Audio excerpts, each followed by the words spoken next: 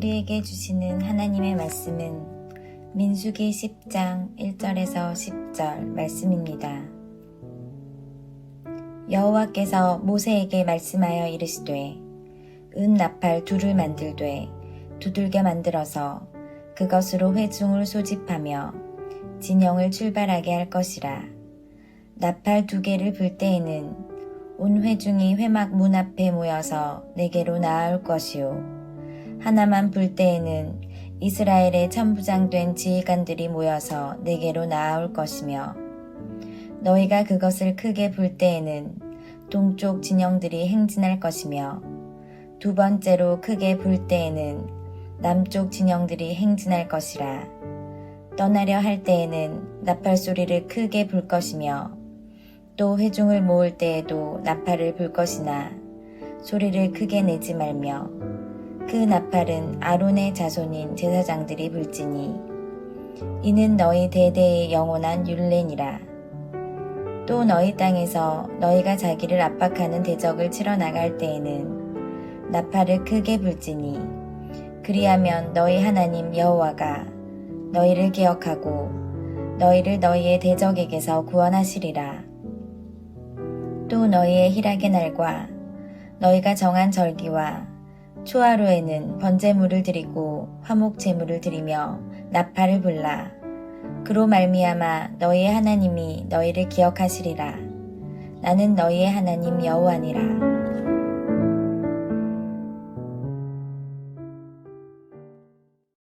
이스라엘 백성은 모든 출발 준비를 마쳤습니다. 행진 대열은 정비되었고 성막을 운반하기 위한 레위인들의 역할 분담도 마련되었습니다. 이제 남은 것은 행진을 할 때의 구체적인 지침입니다. 구름이 떠오르고 움직이면 그것은 하나님께서 이동하라는 명령인 것을 이제 알고 짐을 싸는 것을 할 수 있었습니다. 그러나 더 상세한 지침이 필요했기 때문에 하나님은 나팔을 제작하라고 말씀하십니다. 오늘 본문의 첫 절인 민수기 10장 1절과 2절입니다. 여호와께서 모세에게 말씀하여 이르시되 은 나팔 둘을 만들되 두들겨 만들어서 그것으로 회중을 소집하며 진영을 출발하게 할 것이라. 이 은 나팔은 트럼펫보다는 크고 튜바보다는 작은 아마도 트럼본 정도의 소리를 가졌을 것이라고 생각이 듭니다. 은을 가지고 장인이 두들겨서 만들었다라고 되어 있습니다. 은으로 만든 이유는 금속의 가치를 위해서가 아니라 은이 갖는 순전함의 특징을 가지고 순전한 순종을 상징하는 것입니다. 이 나팔은 하나님의 명령에 순종하여 울려 퍼졌고 사람들은 이 나팔 소리를 들을 때 하나님의 명령에 순종해서 따라간 것입니다. 나팔 신호는 은나팔 2개를 모두 불 때는 온 회중이 회막문에 서 있는 모세 앞으로 모인다라는 신호였습니다. 10장 3절입니다. 나팔 2개를 불 때에는 온 회중이 회막문 앞에 모여서 내게로 나올 것이요. 2번째로 은나팔 하나만 불 때는 이스라엘의 천부장들, 그러니까 1000명을 인솔하는 지휘관들이 모세 앞으로 나오는 것이었습니다. 4절입니다. 하나만 불 때에는 이스라엘의 천부장된 지휘관들이 모여서 내게로 나올 것이며 3번째로 2 나팔을 힘껏 불 때에는 동쪽의 진영들, 즉 앞쪽이 행진하라라는 명령이었습니다. 너희가 그것을 크게 불 때에는 동쪽 진영들이 행진할 것이며 4번째로 2 나팔을 힘껏 한 번 더 불 때는, 즉 총 2번을 불 때는 남쪽의 진영들이 행진하라라는 것이었습니다. 6절입니다. 2번째로 크게 불 때는 남쪽 진영들이 행진할 것이라. 떠나려 할 때는 나팔 소리를 크게 불 것이며, 아까 처음에 말씀드렸던 나팔 2개를 불어서 모든 회중을 모을 때는 나팔 소리를 작게 하라라고 말씀하셨습니다. 7절입니다. 또 회중을 모을 때에도 나팔을 불 것이나 소리를 크게 내지 말지며. 이외에도 좀 더 디테일한 부분이 있을 겁니다. 그러나 오늘 본문에는 이렇게 대표적인 것들만 기록이 되어 있습니다. 그 은 나팔은 레위 지파 안에 제사장들만 불러라고 말씀하셨고, 이것은 영원히 지켜야 될 율례다라고 하셨습니다. 8절입니다.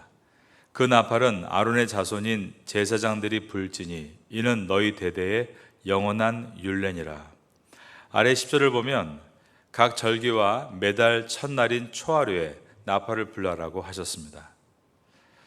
제1성전이었던 솔로몬 성전이 온전한 예배를 드리지 않고 또 그 사회가 타락할 때 완전히 무너지고 맙니다. 그러자 제2의 성전이었던 수르바벨 성전을 세운 다음부터는 매일 아침과 저녁에 나팔을 불었다라고 기록합니다. 매일은 상번제와 소제를 드리는 것으로 아침과 저녁 하루에 2번씩을 말하는데 그때마다 나팔을 불었다라고 되어 있는 것입니다. 이 나팔은 레위 지파 안에 제사장들이 불었습니다. 하나님은 나팔을 하나님의 명령을 알리는 방법으로 사용하셨습니다. 이때는 이 나팔의 용도가 하나님의 뜻을 사람에게 전하는 데 있는 것이죠. 그런데 하나님은 또 반대로 사람이 하나님께 간구할 때도 나팔을 불라라고 하셨습니다. 9절을 보겠습니다. 또 너희 땅에서 너희가 자기를 압박하는 대적을 치러 나갈 때에는 나팔을 크게 불지니 그리하면 너희 하나님 여호와가 너희를 기억하고 너희를 너희의 대적에게서 구원하시리라. 하나님은 이스라엘 백성들이 전쟁터에 나가서 적들과 싸울 때 나팔을 불라라고 하셨습니다. 이때는 나팔의 용도가 사람들이 자신의 간절함을 하나님께 알리기 위함인 것입니다. 하나님의 도우심이 필요할 때, 그것이 간절할 때 나팔을 크게 불라라고 말씀하셨습니다. 그러면 하나님께서 그 나팔 소리를 들으시고 그들을 기억하시고 그들을 적들에게서 구원하시겠다라는 말씀입니다. 여기서 하나님이 무엇을 원하시는가를 알게 됩니다. 하나님은 이스라엘 백성들 광야에서 얼마든지 안전하게 보호하실 수 있는 전능하신 하나님이십니다. 날마다 구름 기둥과 또 그 구름 안에 있는 불을 통해 마치 불기둥과 같은 모습으로 그들을 24시간 보호하시는 능력의 하나님이신 것입니다. 그런데 하나님은 하나님의 백성들이 광야에서 훈련되기를 원하신 것은 그러면 하나님이 다 알아서 해주시겠지가 아니라 하나님이 물론 다 아시지만 우리가 능동적으로 구하고 하나님께 도움을 구해야 한다는 것을 하나님은 훈련받기를 원하신 것입니다. 우리의 모든 사역들, 우리의 모든 사업들, 우리가 새벽에 늦잠 자고 열심히 일만 하면 그 나머지는 하나님이 다 알아서 해주시겠지. 사업도 알아서 해주시고 자녀도 알아서 돌보시고 사역도 잘 되게 해주시겠지가 아니라 새벽에 나와 하나님 앞에 하나님, 저의 모든 것을 주님은 다 아시는 줄 제가 압니다. 그러나 하나님은 저의 이 모든 상황들을 놓고 간절히 구하기를 원하신다는 것도 제가 알고 있습니다.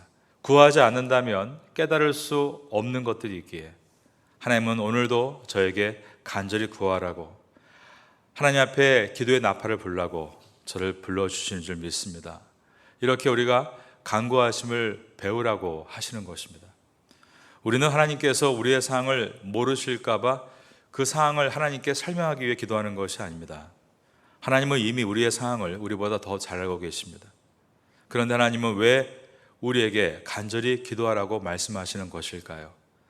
나팔을 크게 불지니 그리하면 너희 하나님 여호와가 너희를 기억하고 너희를 너희의 대적에게서 구원하시리라. 9절의 말씀과 같이 그 간절함이 하나님을 더욱더 믿고 신뢰하게 만들고 그 간절한 기도에 하나님께서 응답하실 때 그때야 비로소 이것은 전적인 하나님의 역사였다는 것을 체험하게 되고 깊은 성숙한 신앙으로 우리를 안내할 수 있기 때문입니다.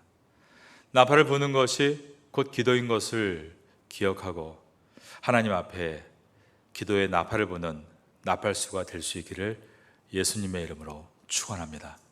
민수기는 나팔을 설명하고 있습니다. 그리고 이스라엘 백성들이 가나안 땅의 첫 성인 여리고 성을 정복할 때입니다. 무엇을 하죠? 나팔을 붑니다. 총 7일 가운데 첫날부터 여섯째 날까지는 이스라엘 백성들이 여리고 성을 한 바퀴를 돌면서 하루에 나팔을 한 번 불었습니다. 그리고 7일째 되는 날은 성을 7바퀴를 돌고 한 바퀴를 돌 때마다 나팔을 한 번씩 총 7번을 불었습니다. 그런데 마지막 날 7일에 마지막 7번째 나팔을 울려불 때 어떻게 됐습니까? 여리고성이 무너졌습니다.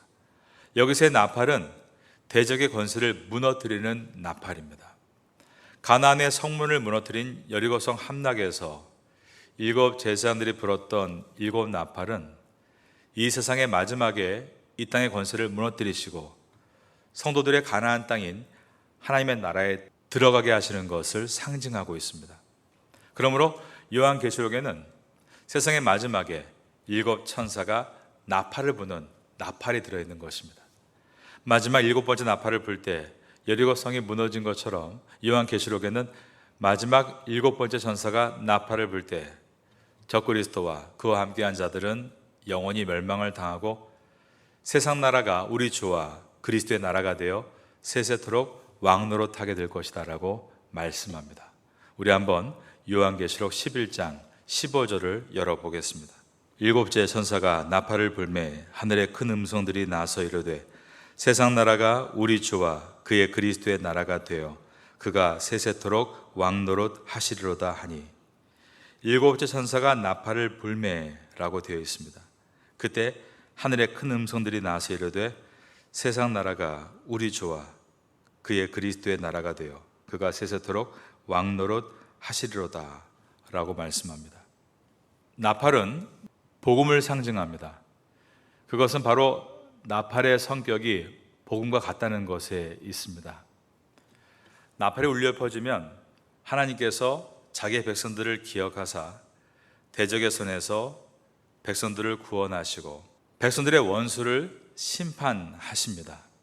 그런데 복음이 그러하다는 것입니다. 복음은 한편으로는 믿는 자를 구원하여 살리는 것이지만 다른 한편으로는 믿지 않는 자에게는 심판을 내리는 것이 바로 복음이기 때문입니다. 요한복음 3장 16절부터 18절에 들어있는 말씀입니다. 요한복음 3장 16절은 우리가 너무 잘 알고 있는 말씀이고 이것을 복음이다 라고 우리는 설명합니다. 내용은 하나님이 세상을 이처럼 사랑하사 독생자를 주셨으니 이는 그를 믿는 자마다 멸망하지 않고 영생을 얻게 하려 하심이라. 17절에 하나님이 그 아들을 세상에 보내신 것은 세상을 심판하려 함이 아니요 그로 말미암아 세상이 구원을 받게 하려 하심이라. 복음이란 심판받을 세상에 복음이 들어가서 그 복음의 빛을 믿는 자들에게 구원을 베푸는 것입니다. 그런데 그 복음을 믿지 않는 자들, 대적자들에게는 심판이 임하는 것입니다. 18절의 말씀입니다. 18절을 다 같이 읽겠습니다. 시작. 그를 믿는 자는 심판을 받지 아니하는 것이요 믿지 아니하는 자는 하나님의 독생자 이름을 믿지 아니하므로 벌써 심판을 받은 것이니라. 이처럼 나팔이 울려 퍼질 때 하나님의 백성은 구원을 받고 대적자들은 심판을 받는 것처럼 복음이 선포될 때 그 복음을 믿는 자들은 구원을 받고 복음을 외면하는 자들은 심판을 받는 것. 그러므로 복음과 나팔은 동일한 성격을 가지고 있습니다. 또한 나팔은 세상의 마지막 때에 성도들을 모으는 역할을 합니다.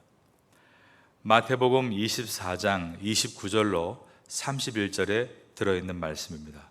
마태복음 24장 29절부터 31절은 세상의 마지막 때에 일어날 징조들을 우리에게 보여줍니다. 29절입니다. 그날 환난 후에 즉시 해가 어두워지며 달이 빛을 내지 아니하며 별들이 하늘에서 떨어지며 하늘의 권능들이 흔들리리라. 그때의 인자의 징조가 하늘에서 보이겠고 그때의 땅의 모든 족속들이 통곡하며 그들이 인자가 구름을 타고 능력과 큰 영광으로 오는 것을 보리라. 이 마지막 때에 하나님은 나팔 소리와 함께 성도들을 모으신다라고 하셨습니다. 31절입니다. 그가 큰 나팔 소리와 함께 천사들을 보내리니 그들이 그의 택하신 자들을 하늘 이 끝에서 저 끝까지 사방에서 모으리라. 그리고 그때에 성도들은 비로소 구원의 과정인 칭의, 성화, 영화 가운데 구원의 완성인 영화를 얻는 시간이 될 것입니다. 이 내용은 사도 바울이 고린도전서 15장 51절 이하에서 기록해 놓았습니다. 보라, 내가 너희에게 비밀을 말하노니 우리가 다 잠잘 것이 아니요 마지막 나팔의 순식간에 홀연히 다 변화되리니. 51절을 한 번 더 읽겠습니다. 나팔 소리가 나매 죽은 자들이 썩지 아니할 것으로 다시 살아나고 우리도 변화되리라. 성경 전체에서 나팔을 이해하는 것은 매우 중요합니다. 나팔을 가지고 성경을 깊게 연구하면 좋은 작품을 만나게 될 것입니다. 신화의 깊이를 깊이 만들어가는 여러분은 말씀을 통해 이것을 이뤄 나가실 수 있는 것입니다. 말씀을 깊이 묵상하고 기도하면 하나님께서 지혜를 주시면 그 지혜를 통해 성경의 왼쪽부터 오른쪽까지 확 뚫어지는 은혜가 있게 됩니다. 그때야 비로소 이게 그런 말씀이었구나, 나팔은 이런 의미였구나를 알게 되고, 세상에서 첫 번째, 두 번째, 세 번째, 네 번째 재앙들이 임할 때 사람들은 재앙 때문에 두려워하지만 성도들은 그 재앙의 끝에서 하나님의 구원이 있음을 보고 나팔을 불기를 예비하는 성도의 모습으로 준비되어 나갈 수 있는 것입니다. 그 나팔은 오늘도 우리에게 들려져 있습니다. 기도의 나팔수가 되어 하나님 앞에 잘 준비되어 가고, 또 여러분의 모든 문제들도 하나님이 이미 다 알고 계시지만 왜 우리에게 기도를 통해 간구하라 하시는가를 깨달을 수만 있다면 그 기도의 깊은 맛도 경험하게 되리라 생각합니다. 여러분의 삶 가운데 이러한 축복이 있게 되기를 예수님의 이름으로 축원합니다.